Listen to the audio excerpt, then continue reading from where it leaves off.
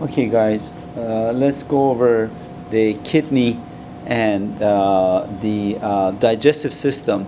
So, this is kidney right here, and the gland on top is called adrenal gland, kidney.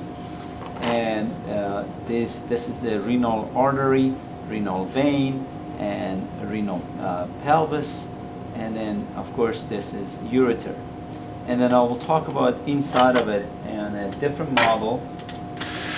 One more time, let's go over the parts. I hope you guys can see this. Adrenal gland.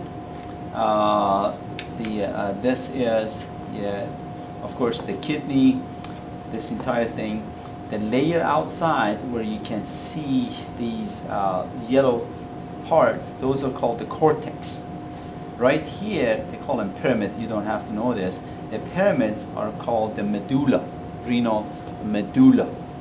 And then at the end of the pyramids, you have minor calyx, minor calyx, minor calyx, minor calyx, minor calyx, minor calyx.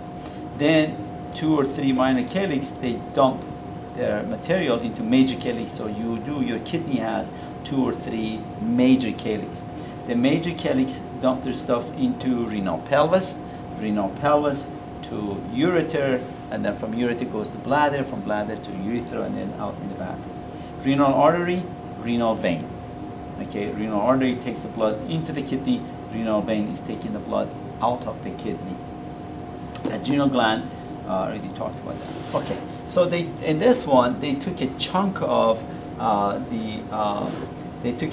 it, and you can see the cortex.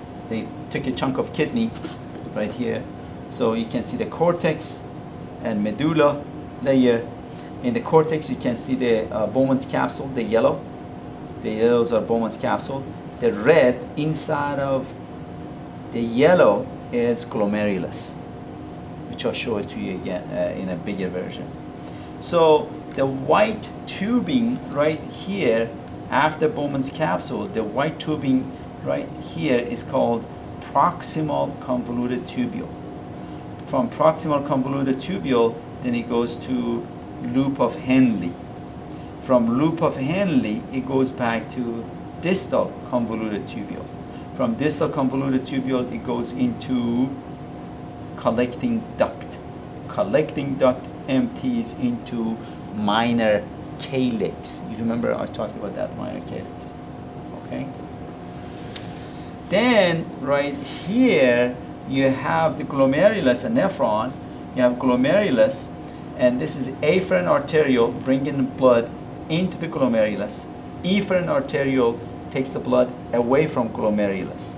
This is Bowman's capsule, proximal convoluted tubule, distal convoluted tubule. Juxta glomerular apparatus is a combination of these afferent arteriole and that distal convoluted tubule. So these two together is called juxta glomerular apparatus. Juxta, it means next to, glomerulus, apparatus, they control, and of course they're involved the amount of the blood that goes in here and everything else. So that's pretty much kidney. Then digestive system is right here. So I hope you guys can see it nicely. So right here, the only thing that you should know up here is epiglottis. That blue cartilage is blue here, but this cartilage is a flap that closes the trachea. So food does not go into trachea. So as a result, food goes into esophagus. From esophagus goes to the stomach. Food goes into the stomach. You see those folds of the stomach? That's called rugae. This is cardiac sphincter. This is pyloric sphincter of the stomach. Then food goes to the duodenum. The very first portion of the small intestine is duodenum. Then this is your pancreas, liver, gallbladder, common bile duct, hepatic duct, cystic duct. common bile duct.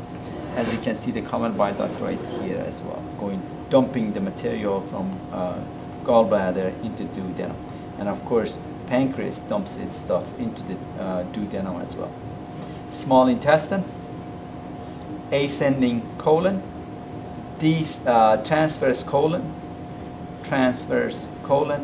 descending colon, and of course anus, rectum, anus, out. Okay, so those are the parts that I would like you to know for the digestive system. Of course, we can open it up and look at it, but that's it. All right.